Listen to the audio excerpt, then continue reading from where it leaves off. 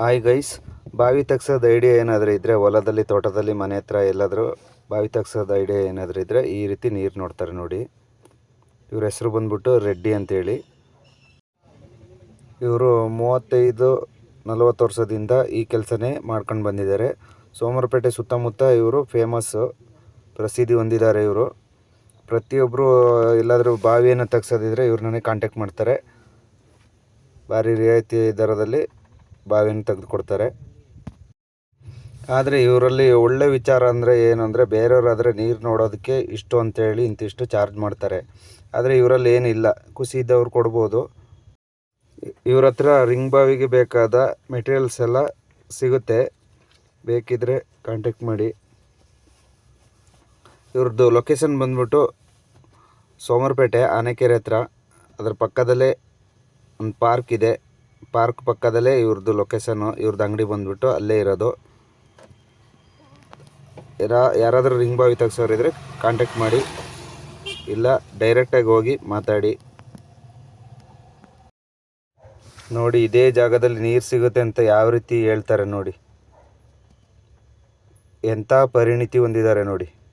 ಅವ್ರ ಕೈಯಲ್ಲಿ ತೆಂಗಿನಕಾಯಿ ಯಾವ ರೀತಿ ಆಡುತ್ತೆ ನೋಡಿ, ಆಶ್ಚರ್ಯಕರ.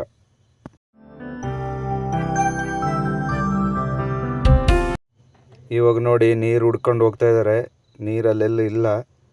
ನೀರಲ್ಲಿ ಸಿಗೋಂಥ ಮೂಮೆಂಟ್ ಇದ್ರೆ ನೋಡಿ, ತೆಂಗಿನಕಾಯಿ ಎದ್ದೇಳುತ್ತೆ ನೋಡಿ. ಹಾಗೆಯೇ ನೋಡ್ತಾ ಇರಿ.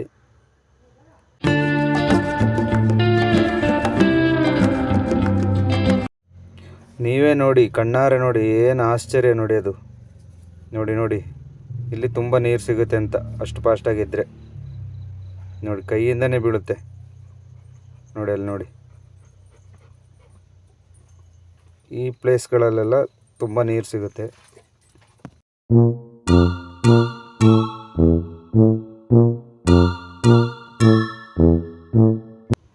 ಎಲ್ಲರಿಗೂ ಬರೋದಿಲ್ಲ ಈ ರೀತಿ ನೀರು ನೋಡೋದಕ್ಕೆಲ್ಲ ನೋಡಿ. ಒಬ್ಬೊಬ್ರು ಟ್ಯಾಲೆಂಟ್ ಯಾವ ರೀತಿ ಇರುತ್ತೆ ಅಂತ ನೀವೇ ಒಂದು ಸಲ ನೋಡ್ತಾ ಇದ್ದೀರಲ್ಲ, ನೀವೇ ನೋಡಿ. ಅದ್ಭುತ ಟ್ಯಾಲೆಂಟ್ ಇದೆಲ್ಲ ನೋಡಿ. ಅವ್ರ ಕೈಯಲ್ಲಿ ತೆಂಗಿನಕಾಯಿ ನಿಲ್ಲದೇ ಇಲ್ಲ, ಬೀಳ್ತಾನೆ ಇರುತ್ತೆ ನೋಡಿ. ಎಂಥ ಇದು ನೋಡಿ, ಈ ಜಾಗದಲ್ಲಿ ಗುರ್ತು ಮಾಡಿದ್ದಾರೆ ನೋಡಿ. ಫ್ರೆಂಡ್ಸ್, ನೀವೇನಾದರೂ ಇದ್ದರೆ ಬಾವಿ ತೆಗ್ಸೋರಿದ್ರೆ ಕಾಂಟ್ಯಾಕ್ಟ್ ಮಾಡಿ.